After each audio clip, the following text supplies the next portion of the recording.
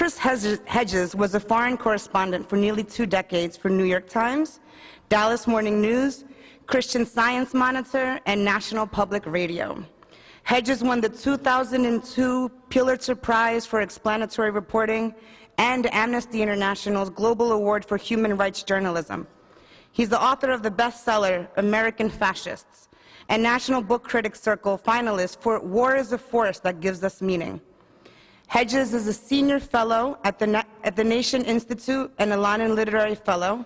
He is taught at Columbia University, New York University, and Princeton University. Please give him a warm welcome that only the Poverty Scholars and Poverty Initiative and the school could give right now.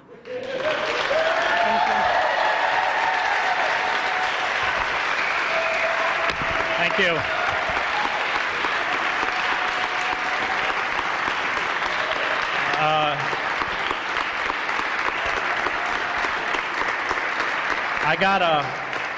Alex sent me a list of topics I was supposed to cover in 25 minutes, which are about as broad as you could be. The first being the current economic crisis. I think we have to face the fact that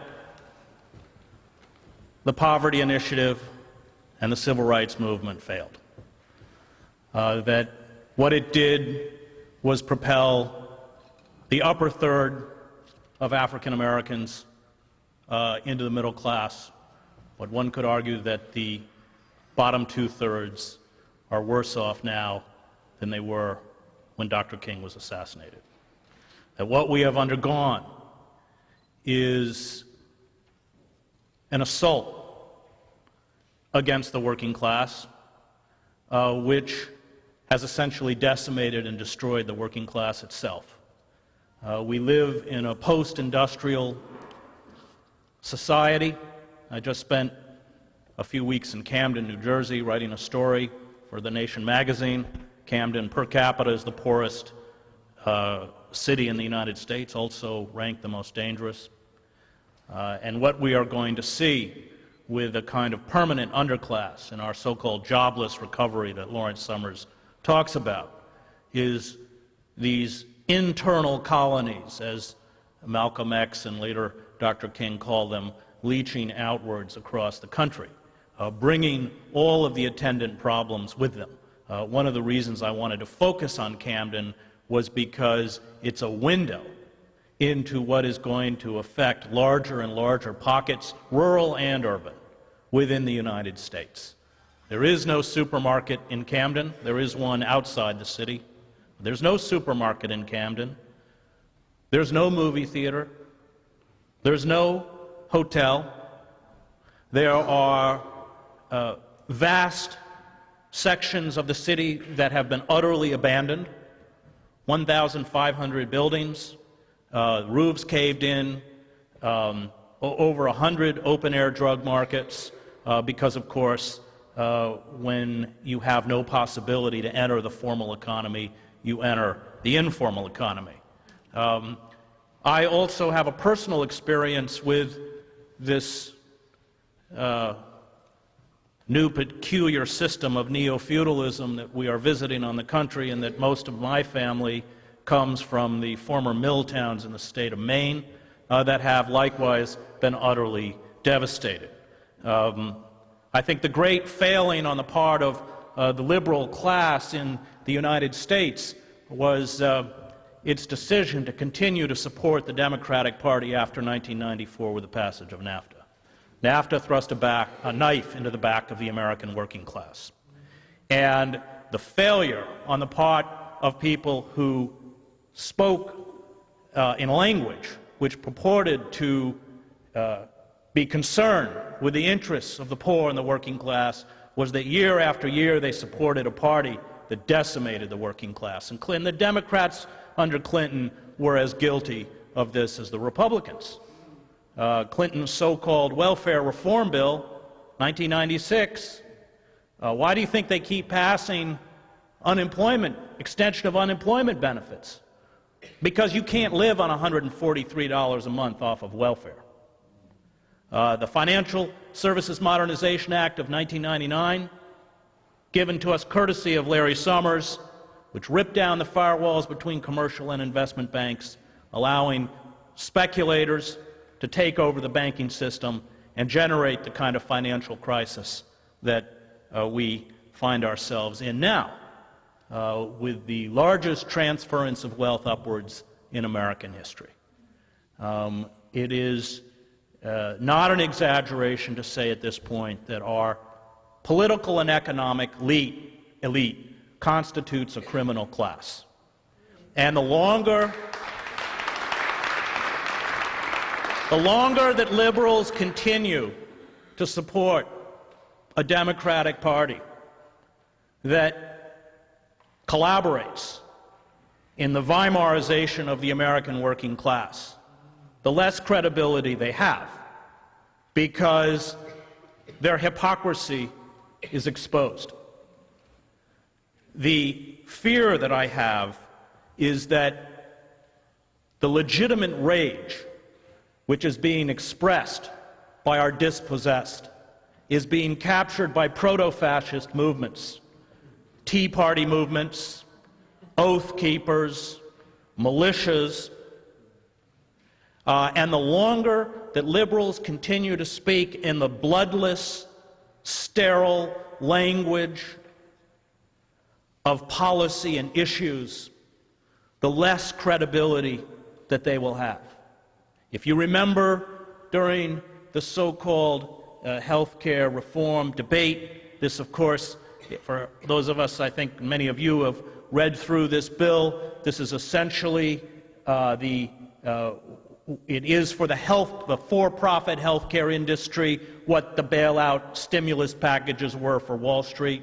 You remember that there was a moment when Tea Party people made racial slurs against John Lewis and Barney Frank, and Richard Rorty, in his last book, a great philosopher called Achieving Our Country, before he died, he wrote for me a very prescient, he saw where we were heading, and he wrote a very prescient paragraph when he said that the anger towards the college-educated liberal elites who continued to talk in a language in which they cared about the working class and yet supported systems that decimated the working class will bring with it a backlash not against liberals, but liberal values, including that kind of political correctness which sought to counter the endemic sadism within American society. So that when I heard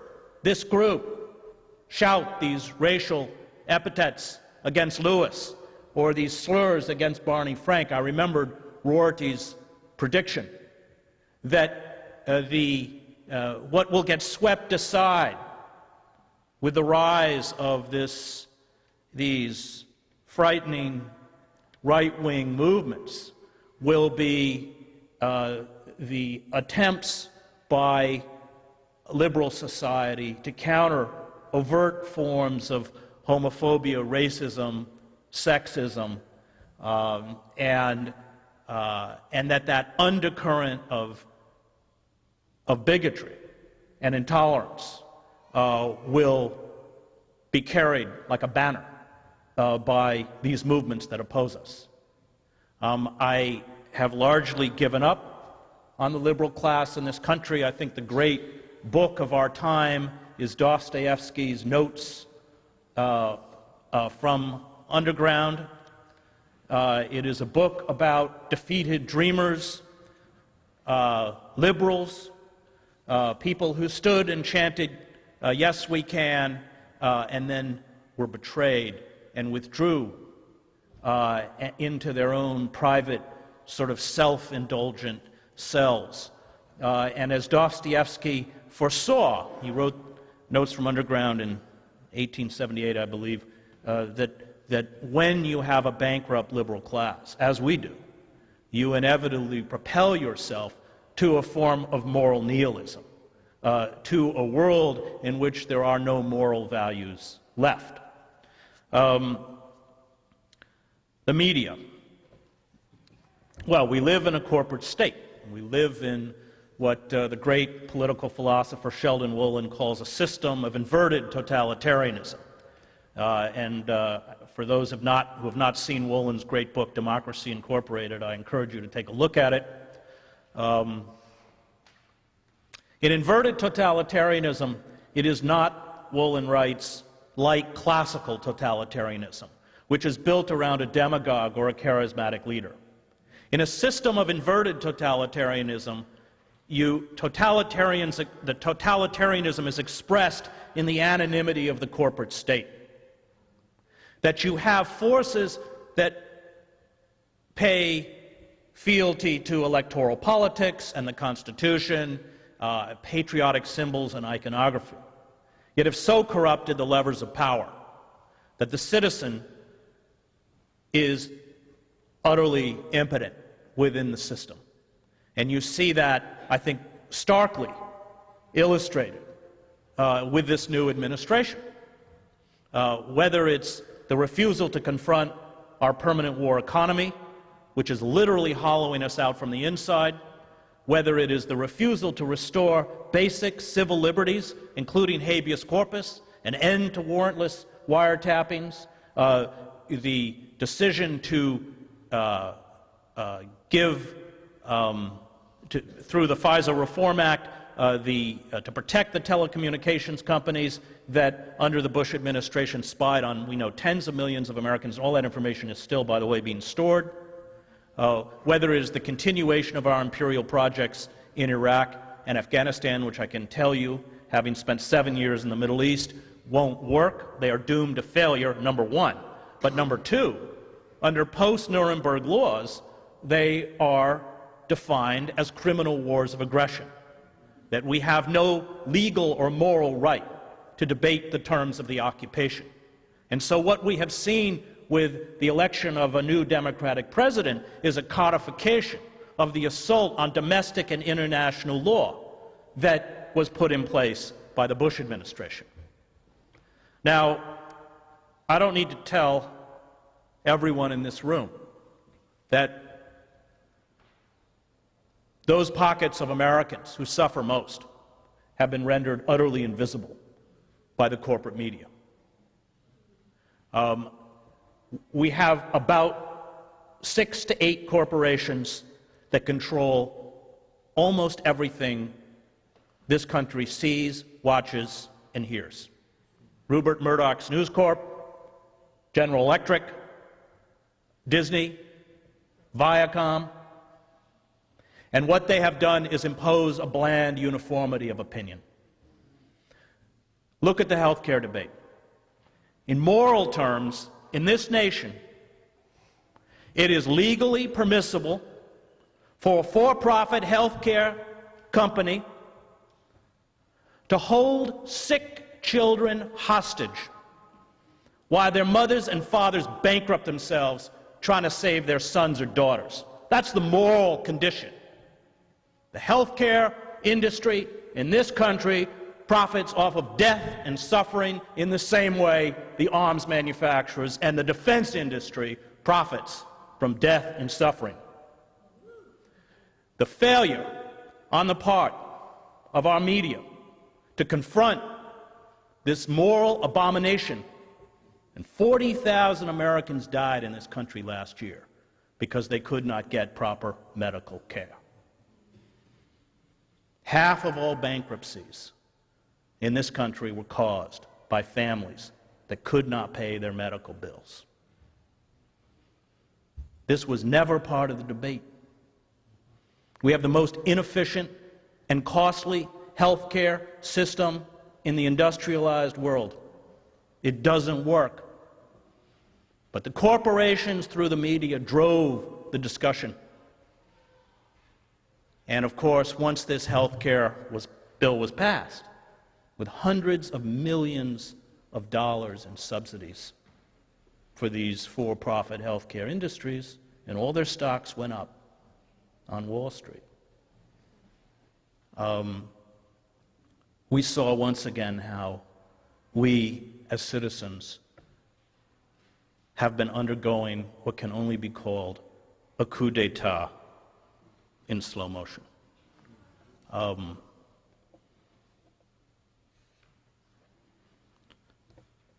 think that the failure on the part of progressives and liberals is that we forgot that the question is not how do we get good people into power.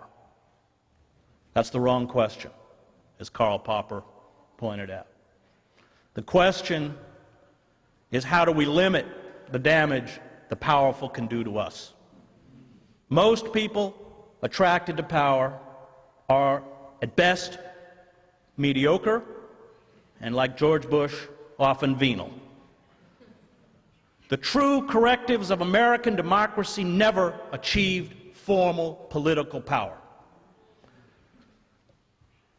The Liberty Party that fought slavery, the suffragists who fought for women's rights, the labor movement, the civil rights movement.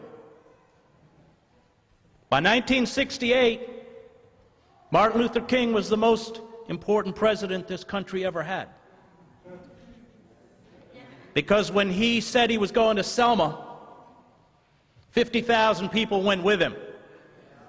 It is not our role to take power.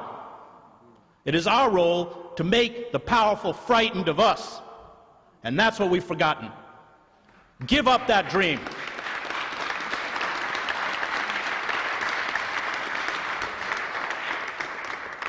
I lived in France for a while, and I can tell you that if French university authorities announced that college would cost $50,000 a year, the French student body would shut the country down.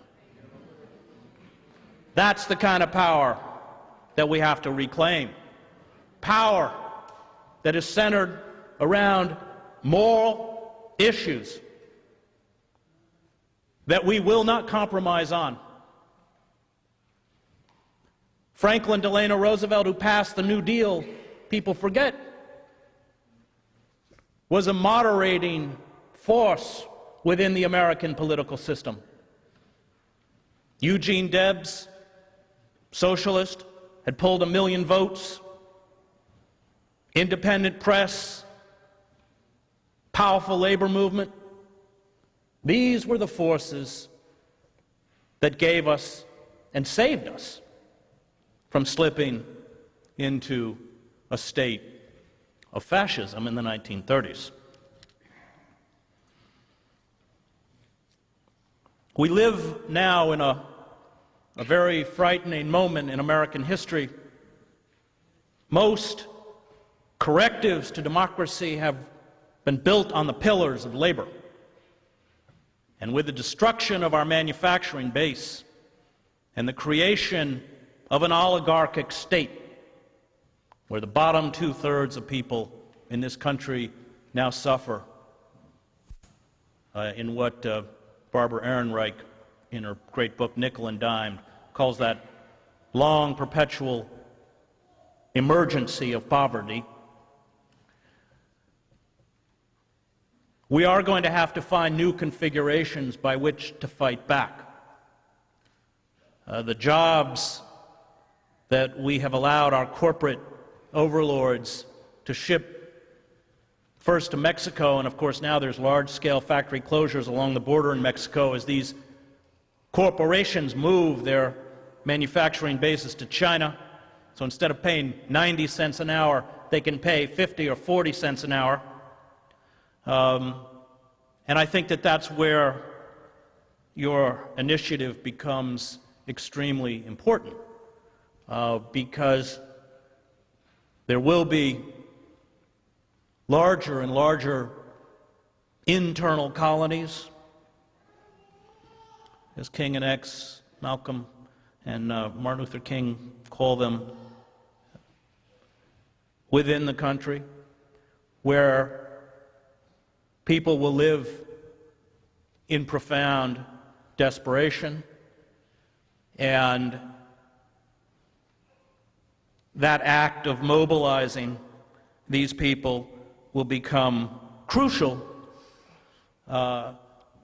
in the months and years ahead, because there is a countervailing force which has latched on to this legitimate rage, and a bankrupt liberal force that refuses to recognize this rage's legitimacy.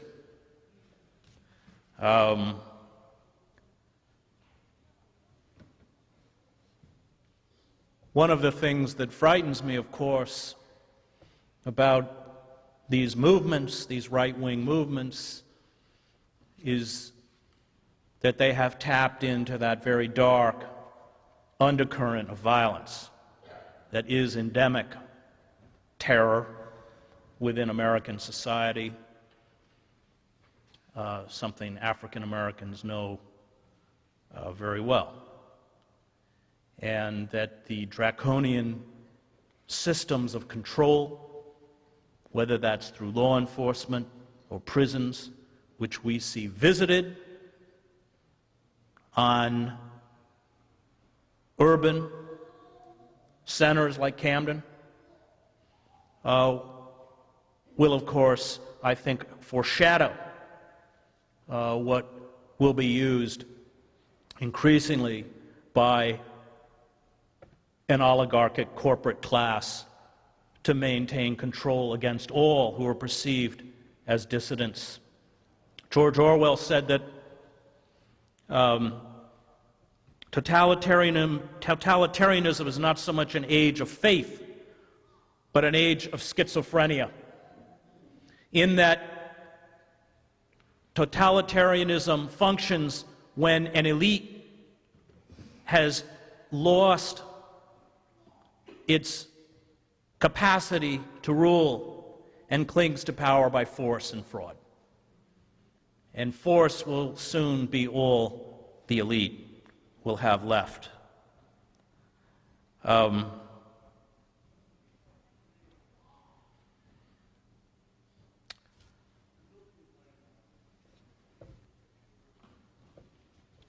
I'm not sure how a viable movement will be built, but it has to be built swiftly, because we are already seeing, leaping up around the fringes of American society, a response to the rage and suffering that everyone in this room has seen firsthand. I think that it will require us to speak in a new political language, one that rejects the neoconservatism and the neoliberalism of both the Democrats and the Republicans. I am a socialist, as was Martin Luther King. I believe that only by embracing a political ideology which has as its core the protection of the weakest and the most vulnerable within our society, which is what socialism is, we will not be able to go forward. I think we have to begin to articulate in political terms a new paradigm. We have to offer a new vision. The vision that is being offered by those who are opposed to democracy is this. It is the classic vision of totalitarian movements. And you can hear it on Rush Limbaugh or Glenn Beck or Christian, right-wing Christian radio and television, and it goes like this. America used to be a great country, and then the immigrants and the African Americans and the feminists and the liberals and the intellectuals came and took it away from you, and we're going to get it back. That's the message. It's the classic attempt by all totalitarian movements to find scapegoats.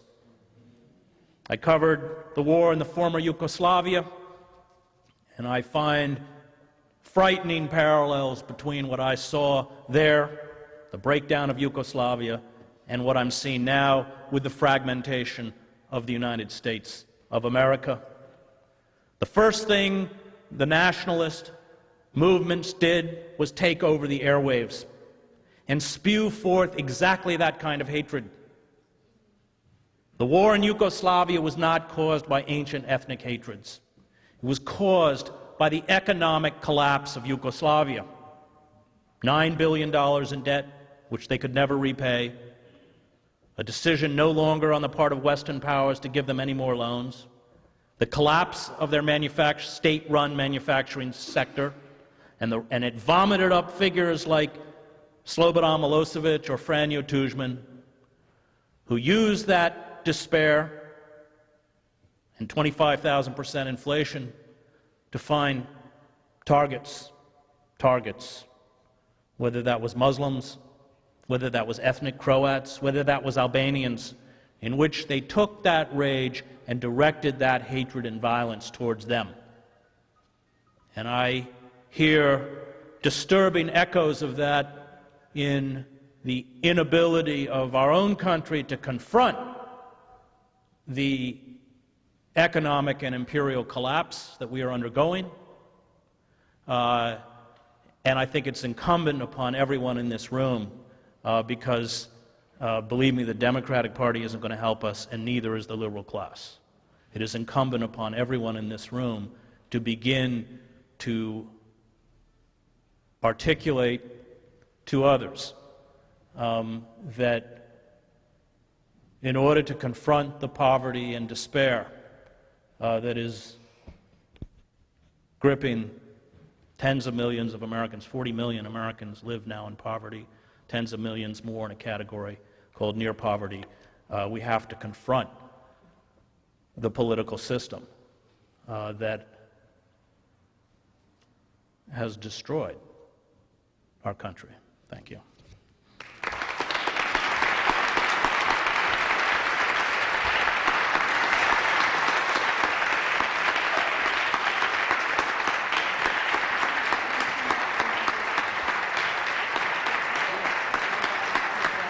Thank you very much, Chris, for those wonderful and inspiring words. I'm going to open up the floor then to, Dan Jones from the Philadelphia Student Union. And then after the both of you go with your responses, I'd also like to give Chris an opportunity if he'd like to respond.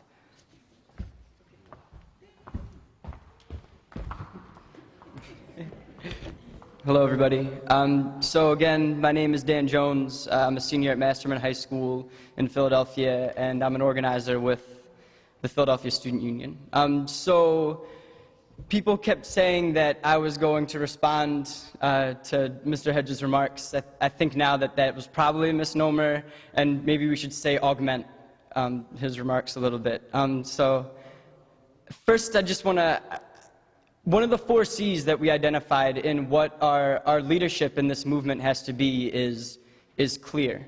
And I think that what Mr. Hedges presented us with here was a clear and accurate, not a sentimental, right, a clear and accurate assessment of what it is that we're up against. A clear and accurate assessment of where we are at this point in our country and of how we got here, really. Somewhere where I hope what he said was less clear and less accurate was in some of the predictions that he made. And I'm actually convinced that those things will not come true for the simple reason that we won't let it happen. And I think...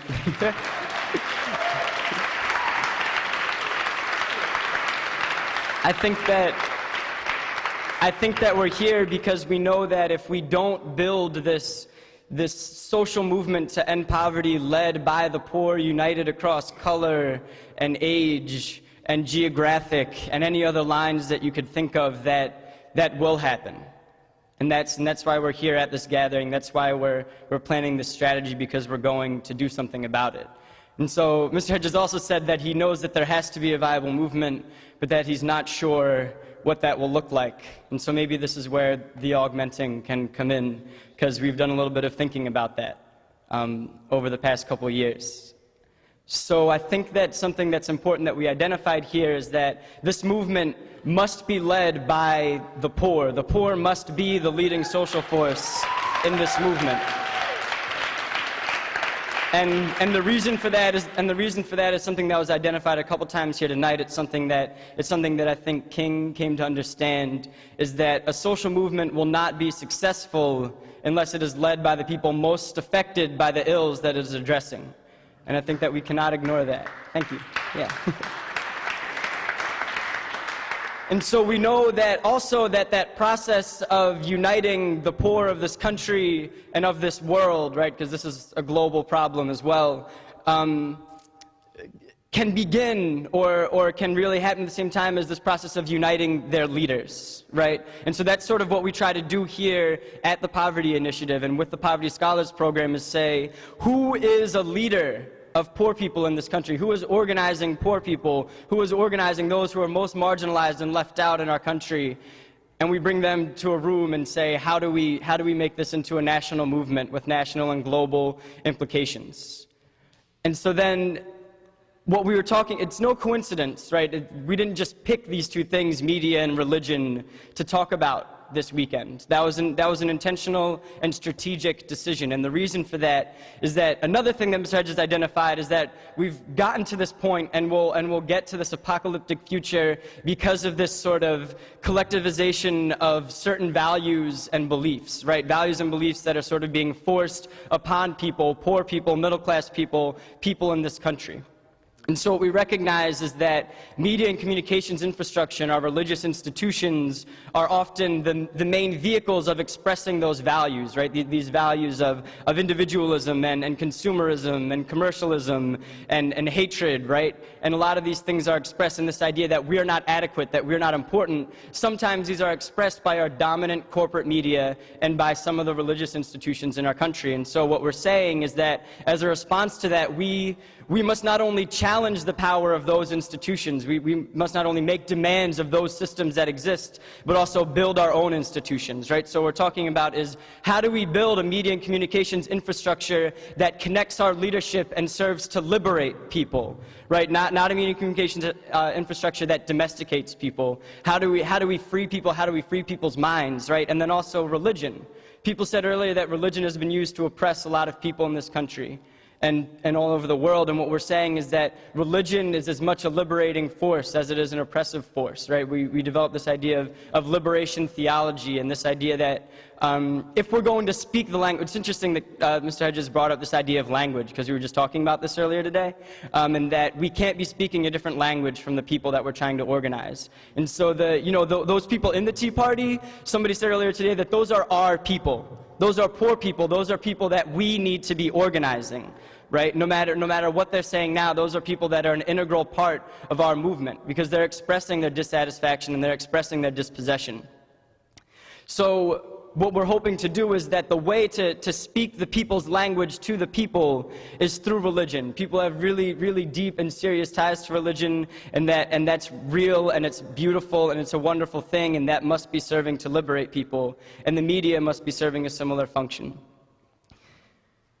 So, did that explain a little bit about what we think this movement might look like? This idea of the, yeah, great.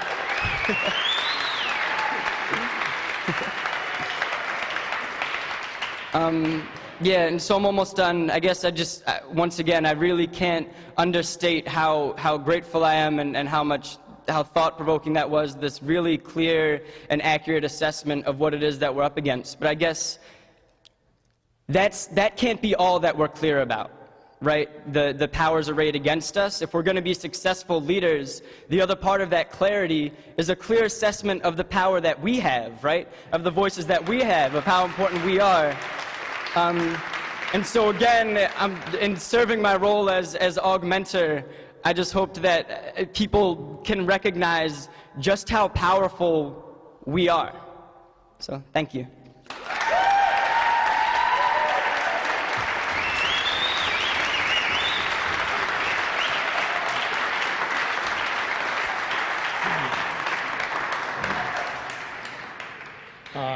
I'm getting old. My name is Ronald Blunt. I'm with the Taxi Workers Alliance of Pennsylvania.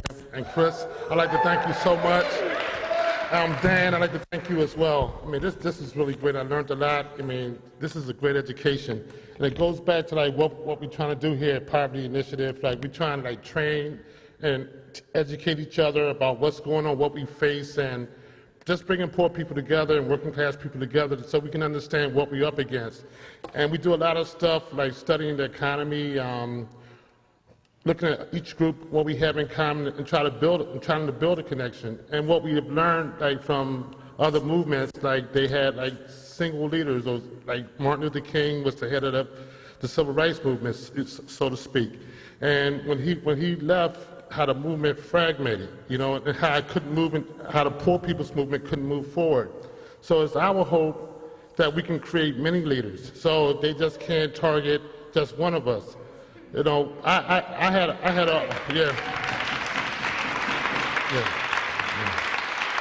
a personal experience in Philadelphia. I'm trying to organize low-income taxi drivers, and there was a story that was fabricated that I tried to kill a customer in my cab. I was all on the front page of the Metro, the Enquirer, and all of this, trying to discredit this movement where these cab drivers are trying to organize. They had a big protest in Philadelphia last July, where 400 or 500 cab drivers just clogged the city. And then all the papers could run was, their leader is accused of killing someone. I mean, it just shows that we need more than just one leader. So, and just gonna use this, gonna really, my eyes. No, but I like what you said also about the Tea Partiers and how that the middle, this undercurrent is being manipulated to go to this side. So we also understand that we got to win the middle, you know. So we might represent maybe 15% of the people, but we have to get that other 50%. And so also media is so important to us. We have to create our own media. Obama raised so much money for his election on the internet. We may not have the money as Fox or CBS and all that, but we can do internet, we can do blogs, we can do YouTube. There's other ways that we can connect with other poor people here. So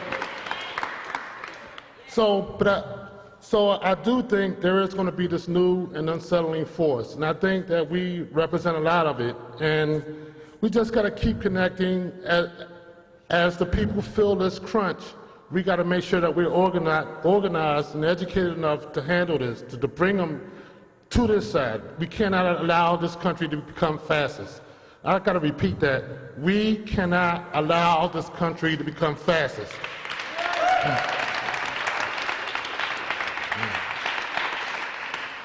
Okay. All right, that's it.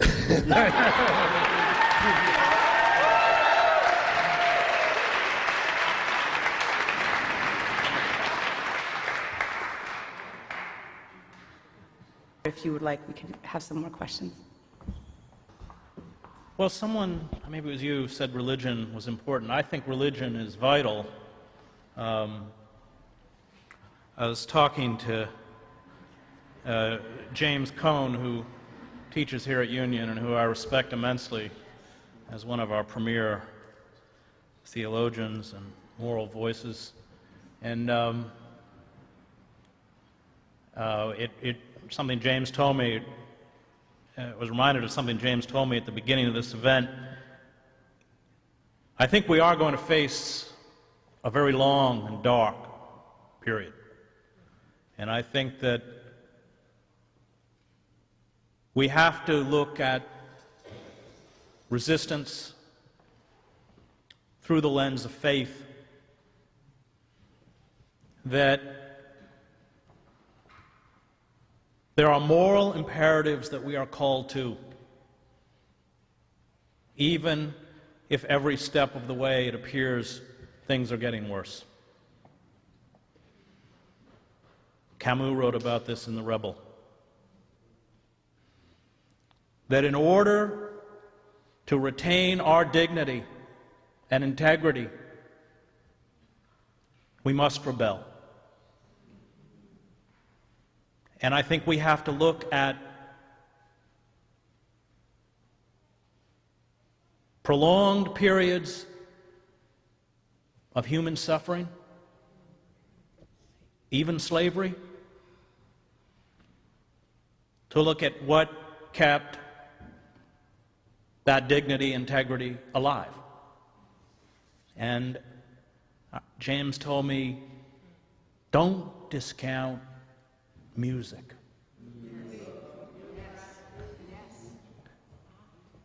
That hope, we can't have the illusion of hope. We have to have the capacity to see the forces around us for what they are. I was a war correspondent for 20 years. We didn't use the word pessimist or optimist. We looked down at the end of that dirt road and tried to figure out what weapon systems were there and what their capacity to do us harm were. People who covered war and had a Pollyannish view or an idea that they were immortal or that they wouldn't get shot did not live very long. We can't talk about hope if we live within an illusion. And it's bad. It's bad here. And that's where faith comes in. If you look at the last year of King's life, he was in deep despair.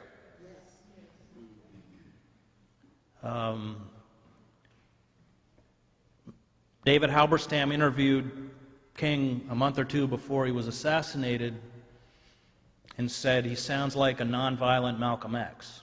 Of course, Malcolm X was a nonviolent Malcolm X.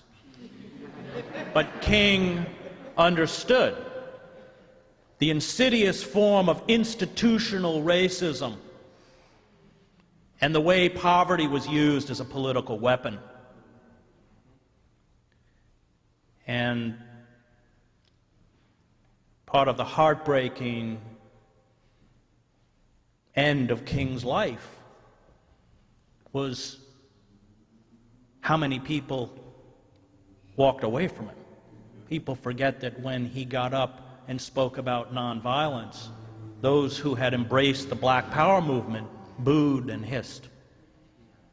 And he went to a retreat a month before he was assassinated, and even members of his own staff began to question the efficacy of nonviolence. And King said, I take nonviolence to be my lawfully wedded wife, in sickness and in health, till death do us part. And some of those who were closest to him walked away from him. I've seen violence, more violence than any human being should see. And once you embrace the tool of violence, as King understood, you become contaminated, even if it is purportedly in a good cause. And so it is that moral imperative, that quality of faith that says, after my life's struggle, years of it, maybe everything around me, all the ostensible signs of reality illustrate that everything I've stood for has failed. And we are saved by faith. Faith that it has worth and meaning, that maybe we won't see it even within our lifetime, but that by holding fast to these moral imperatives,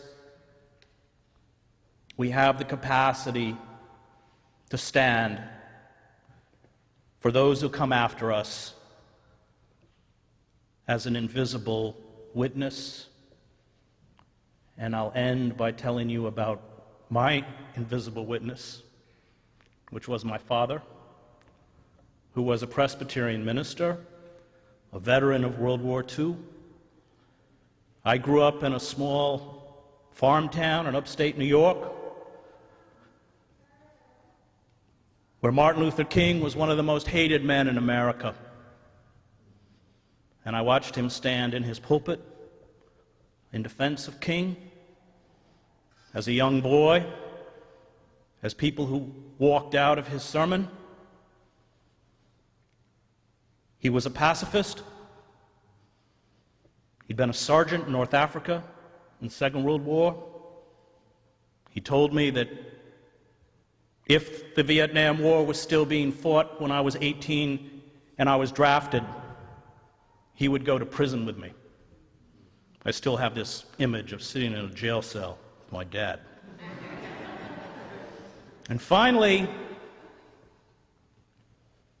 he was a proponent of the gay rights movement in the 1970s, calling for the ordination and marriage of gays, preaching that love was a sacrament, and that any church that did not administer the sacrament to two people who were in love did not deserve to call itself Christian.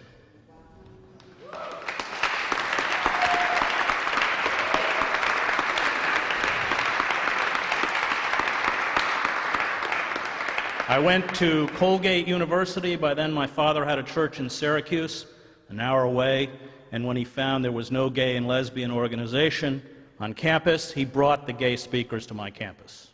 And I would sit around these, I have to confess, one of the most deeply committed heterosexuals at Colgate, these groups, with my dad and gay activists, talking about other ways of being, and this finally led to gay and lesbian students confiding in my father that they were too uncomfortable to publicly form an organization, a problem my dad solved by driving down one day, taking me to lunch, and telling me that I had to found it. So I founded the Gay and Lesbian Organization at Colgate. I used to go into the dining hall and the checker would take my card for breakfast, lunch, or dinner and check off the box and hand it back and go, "Faggot." So I made it my undergraduate mission to seduce his girlfriend.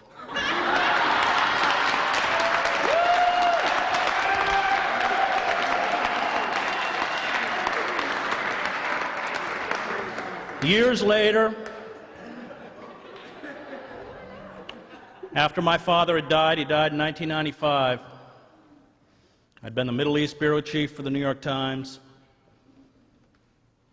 I had written the book, War is the Force That Gives Us Meaning. It gave me a kind of prominence as the book was on tour. Programs like Charlie Rose and Fresh Air and this kind of stuff. Inevitably, I would be asked about George Bush's decision to invade Iraq, which I denounced. And finally, gave a commencement talk at Rockford College. You can watch it on YouTube tonight. 2 weeks after Bush landed on the aircraft carrier, in which I was booed off the stage.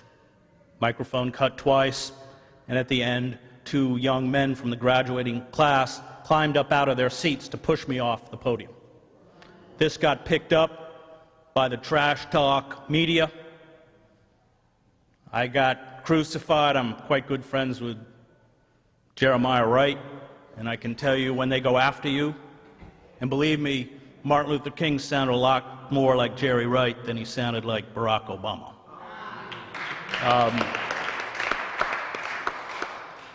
And the paper was forced to respond, and they called me into the office. I'd been 15 years with the New York Times. I'd been part of the team that had won the Pulitzer the year before. And they gave me a formal written reprimand because we were guild that said I was no longer allowed to speak about the Iraq War. I had to impugn the impartiality of the New York Times.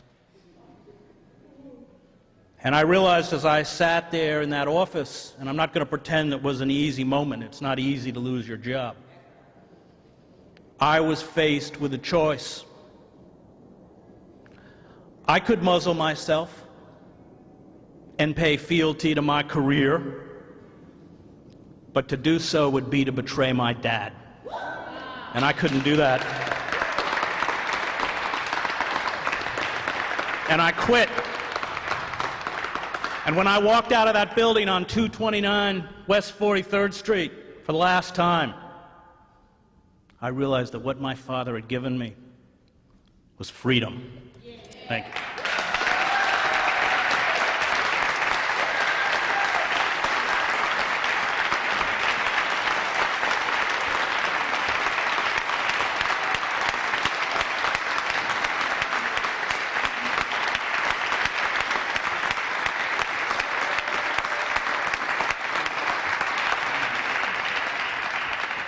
Thank you for your response as well. We're going to transition now.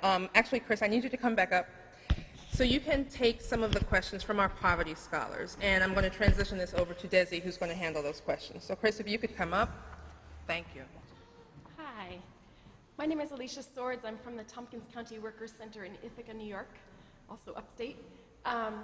You've studied a lot of movements that sound like what you've called neo-populist movements, and I wonder if you could tell us a little bit more about some of their tactics and what we might be able to learn from them.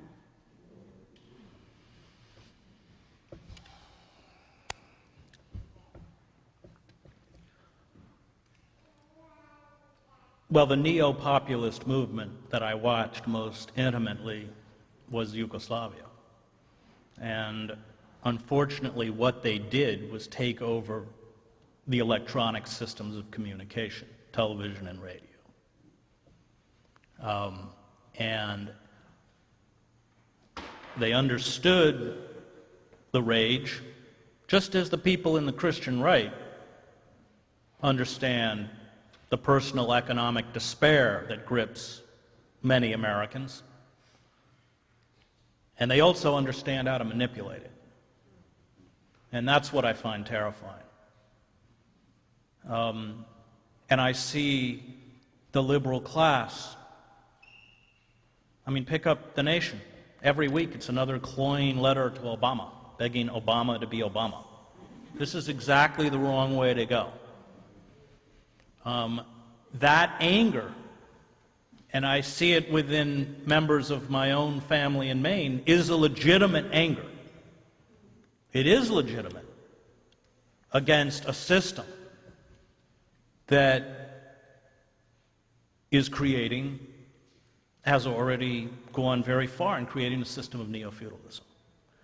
And one of the things that worries me is that these megaphones of hate are poisoning the civil and political discourse, fragmenting the society. I mean, the most politically astute class in America has traditionally been African Americans because they're not as easily fooled by the white power structure. And what have we done to them? I teach in a prison in Wagner. I've taught at Princeton, I've taught at Columbia, and I've taught at NYU. And in terms of levels of intelligence, well, I'm not going to diss Princeton on Columbia. One sees the thing about being poor in this country is that you don't get a second chance. If you're George Bush, you get chance after chance. You can be a cocaine addict, you can be a drunk driver, you can walk out on your National Guard service and go AOL. It never matters. There's daddy's got the money to buy it off over and over and over. That's the difference. But when you're poor, one strike, you're finished.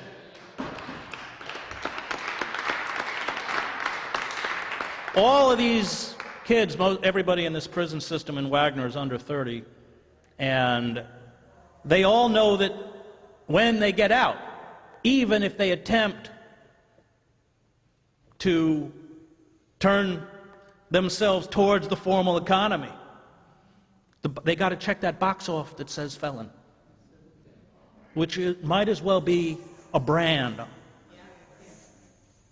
And they are astute enough to know that we have created a system and a mechanism by which they will always be locked out.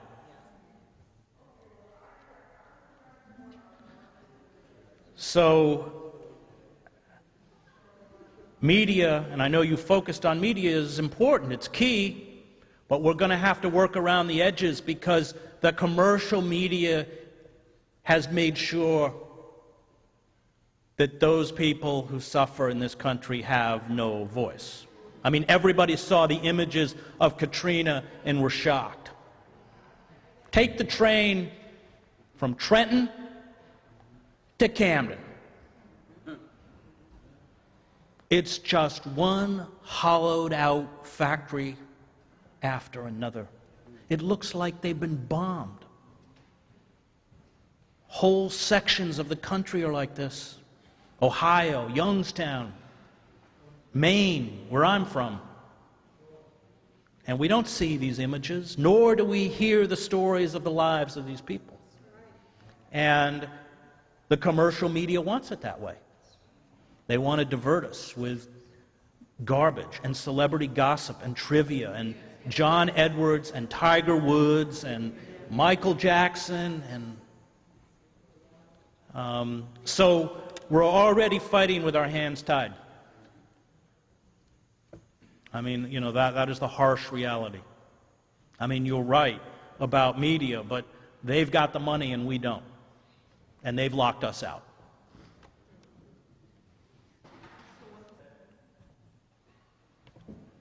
Is it Ronald, right? Yeah, I mean, he's right in that that doesn't mean we give up blogs, you know, any way we can get to it. But we have to understand the stark reality that what is being amplified to the society at large is essentially dominated by what I would call proto-fascist Fox News. I mean, anybody who was in Yugoslavia when I was and heard the kind of racist, nationalist rants that came out over Serb television, you don't have to change many words to make it into Fox News. When you get people to speak in the language of violence, eventually they carry out violence. That's what's so dangerous about this. Figures like Ann Coulter, very, very, very dangerous. And they're always laughed at the beginning. People forget that Slobodan Milosevic was very funny. Funny, in the same way Coulter's funny in a kind of sick way.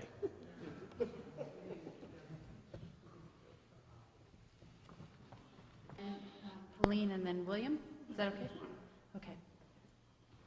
My name is Lawrence. I'm an alumnus of the Philadelphia Student Union. I'm part of Media Mobilizing Project. I wanted to say like a quick comment and then my question because it leads into it. The Philadelphia Student Union, if no one's explained it, yes, youth-led organization in Philly that fights for a better quality education across the city of Philadelphia for public school students. And one part of that is just, and I think in this movement, I think a really important part that I think we need more of is youth. I think we have the student union, we have Team Dog, we have people from Iowa, with Jessica, and I think that's great. And I think we need more. We have so many representatives around here, and I think we need more youth involved because what we're doing in Philly is really powerful. What people are doing in West Virginia and Iowa and Baltimore is really powerful, and we need to consolidate that with this movement of media and religion. And I just think that's really important. I wanted to say that really fast.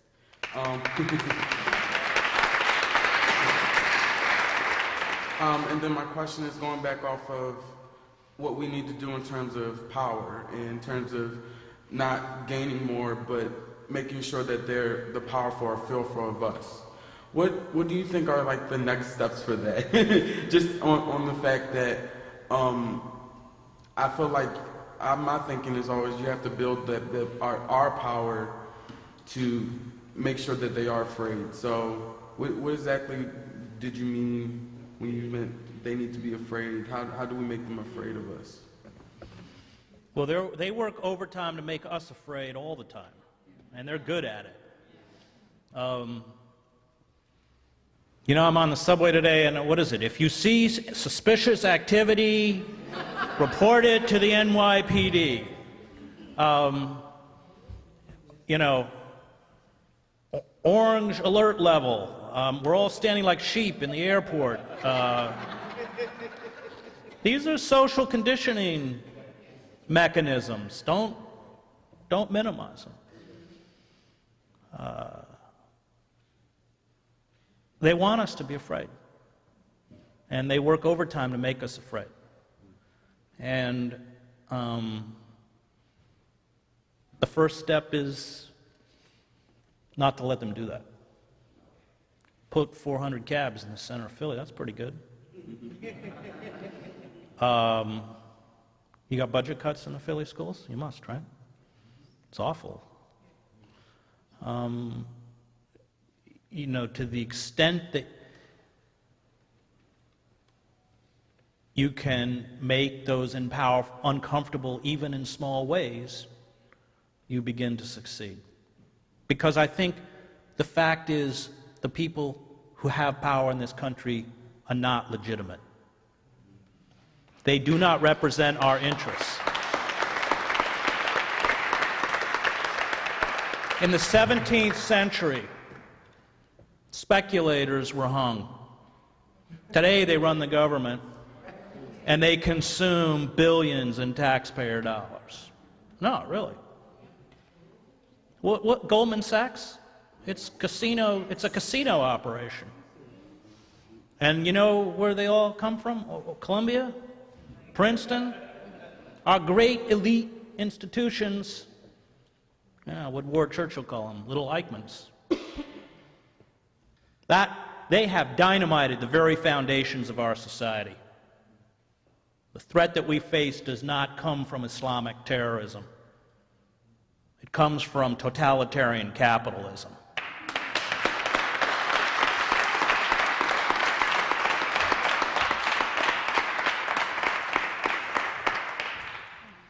I heard, I'm William Cerf from the Restaurant Opportunity Center in New York. I think, Mr. Hedges, you indicated that this was going to be a long battle, that might even be bloodier than what maybe I had imagined. Just based on your coverage of Eastern Europe and the so-called breakup of Eastern Europe, so-called democratization of Eastern Europe, perhaps you could maybe look at your crystal ball and see if you can look ahead and see, do we really have a really bloody future in which, these two young people are going to be the people who really end up fighting the battle? I covered the fall of East Germany, Czechoslovakia, and Romania. And on November 9th, which was the day the wall was breached, all the East Germans poured over the wall that night. I was with the leaders of the East German opposition, most of whom were Lutheran pastors.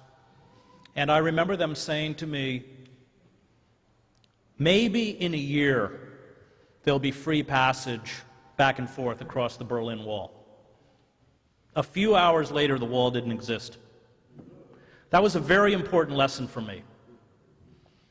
I covered the first and the second intifada by the Palestinians. One can sense the mood, the rage, the aspirations around you, but none of us could have predicted that what would trigger the first Palestinian uprising was when an Israeli military truck slammed into a van carrying day workers, Palestinian day workers, killing 6 of them, which provoked rioting in the refugee camp in Jabalia that spread outwards.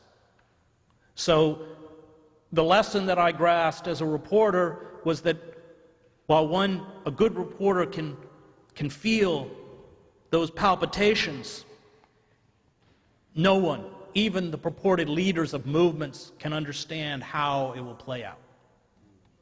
So I can't answer that.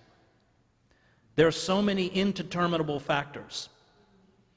Suppose China stops buying our debt. We sell $2 billion of debt a day to the Chinese, and have for the last decade. At some point it's going to end. We have $12 trillion in debt. We're soon going to have to be selling about $96 billion in debt a week. If China stops buying that debt, Then the buyer of last resort will be the Federal Reserve, which is the equivalent of printing endless amounts of money, which means the dollar becomes junk. Once hyperinflation hits a country as it did in Yugoslavia, all authority loses all legitimacy immediately. The moral order is turned upside down. The honest, the industrious, people who put their money in a bank for retirement are wiped out, and the profiteers, the gangsters, and the speculators walk away with millions. What happens? I covered Al-Qaeda out of Paris for a year. I never interviewed an intelligence chief who used the word if when talking about another terrorist strike on American soil. It was always when. What happens, and believe me, we're over there in Afghanistan and Iraq and Yemen. We are the best recruiting weapon that Al-Qaeda has. What happens when a bomb goes off on the New York City subway? Or a bomb goes off in the Lincoln Tunnel? Something's going to happen. What's the reaction? I'm terrified. The things we say about Muslims in this country are so patently racist and false. I'm terrified for Muslims in this country. That backlash of anger and violence will be directed against them. So that's a long answer, but it's a way of saying that I don't know, and nobody knows.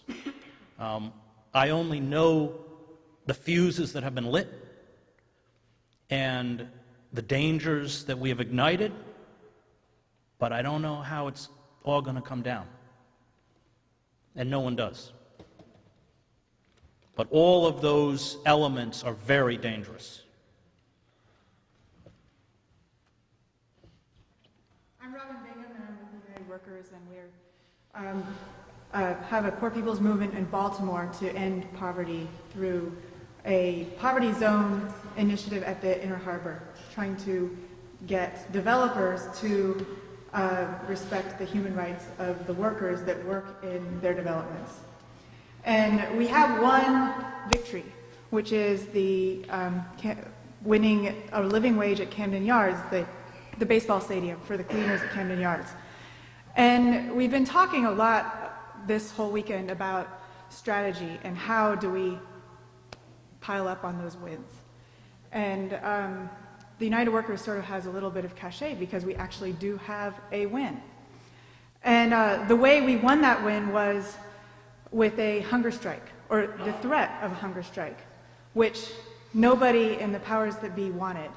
And when it actually was about to happen, people pulled out the stops to keep it from happening, meaning that the governor, the mayor, all the people who are running for office because it was an election year came out in support of the United Workers, and it led to a victory of $11.75 an hour at Camden Yards.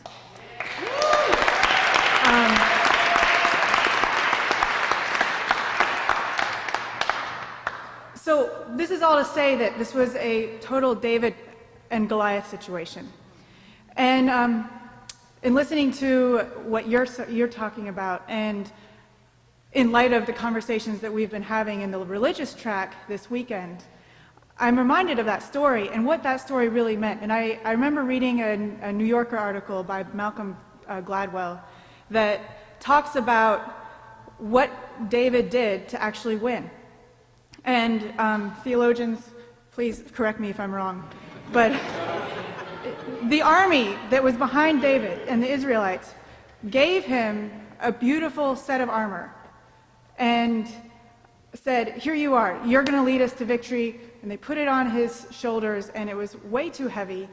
And he sort of clumped forward for a minute and then said, I can't do this. And he took it off. And he walked to the nearest stream and took up 5 small stones and went into battle that way, which was, to anybody's eyes, crazy. And Malcolm Gladwell put this so succinctly, and he said, you know, to anybody on the outside, that was crazy, because here he is going up against the biggest warrior in all of the Holy Land, or whatever it was then. It was the Holy Land. And this guy had all this armor, and he had the big sword, and he had the army against, like, behind him. And here's this kid with a sling and 5 rocks. And Malcolm Gladwell wrote that really, David was really smart, because what he was doing was figuring out what his strengths were. And this speaks to what Dan was saying. We need to be clear about what our strengths are. And what is it? What is that thing that we can take and use and find the chink in the armor, so to speak, and hit the guy on the head? I mean, that was what it was. He changed the game. So we're talking about this unbelievably terrifying power. And I'm wondering if in all of your journalism, you've seen instances of David's, and what kind of strategies they use that we could use again, that people have maybe forgotten about. Yes. Anyway, that's my question.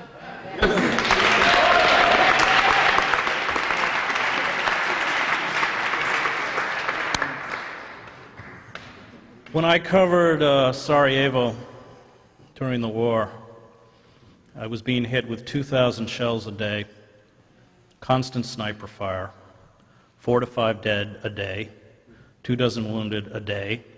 45 foreign correspondents had been murdered by the time I got there.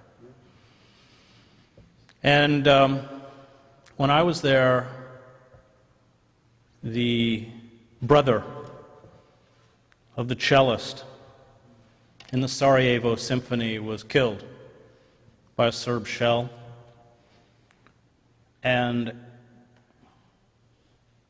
every day afterwards, at the hour of his brother's death, in the formal wear that he wore in the orchestra, he went to the spot where his brother was murdered, and he played a Bach cantata in the shelling.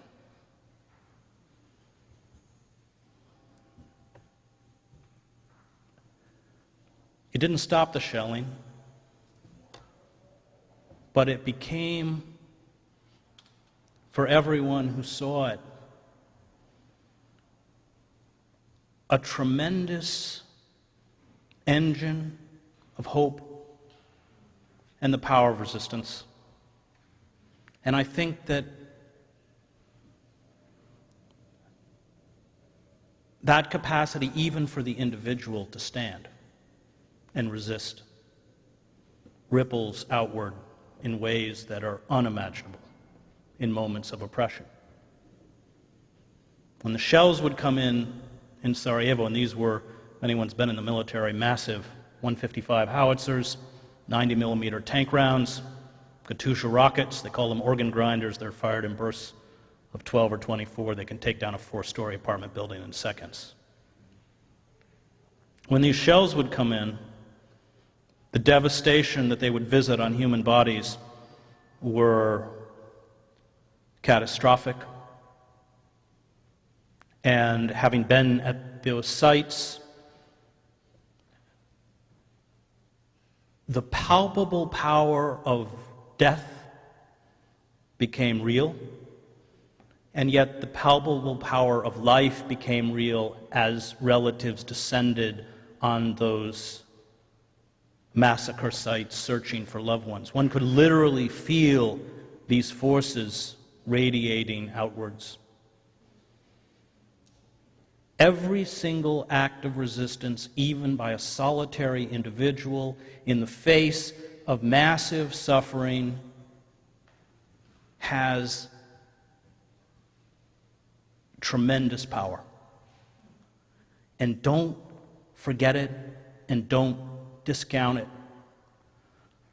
When I was in Bosnia, I was interviewing a Serb couple, Rosa and Drago Sorak, and they had had 2 sons. They were living outside of what had been one of the UN safe areas, Gorazda. And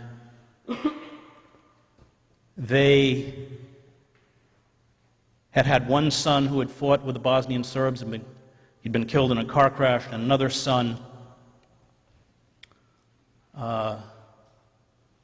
who had been taken away by the Muslims and executed, disappeared. And the Soraks were bitter and angry, and suddenly Rosa Sorak stopped and said, "But not all Muslims are bad." And her husband said, "It is our duty to tell you this story." And the story was this: came from Serbs that after their son Zoran was taken away by the Muslim police and never returned, his wife gave birth to an infant girl. Because of the shelling and the lack of food, she was unable to feed the child, nurse the child. They were giving the infant tea to try and keep it alive. After 10 days, it was dying. The child was dying. And at dawn on the 10th day, there was a knock on their apartment door, and it was a Muslim farmer named Fazil Fadic in a pair of rubber boots, and he handed the Soraks a liter of milk. He had 3 brown and white milk cows that he could only milk at night because of the sniper fire.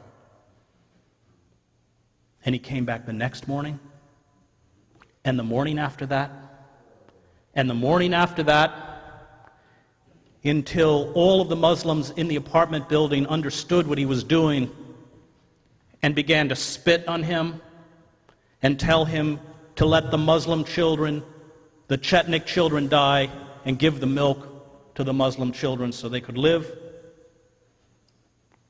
He came back for 400 days until they were able to leave. Now, that girl will grow up and know that she is alive because of a Muslim farmer who she may never meet. He bore witness to everybody within Gorazde of another way of being, another way of community, another way of speaking. After I heard that story, I went to Gorazde and found him. And his cows had been slaughtered at the end of the siege for the meat.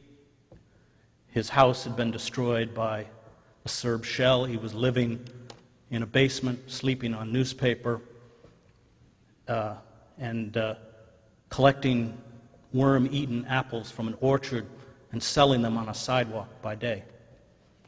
And when I found him and told him I had seen the Soraks, the first thing he said to me, "How's the baby?" In that act of resistance lies an ocean of hope. Every act of resistance that clings to a moral imperative is able to defy all the evil Goliaths that stand before it.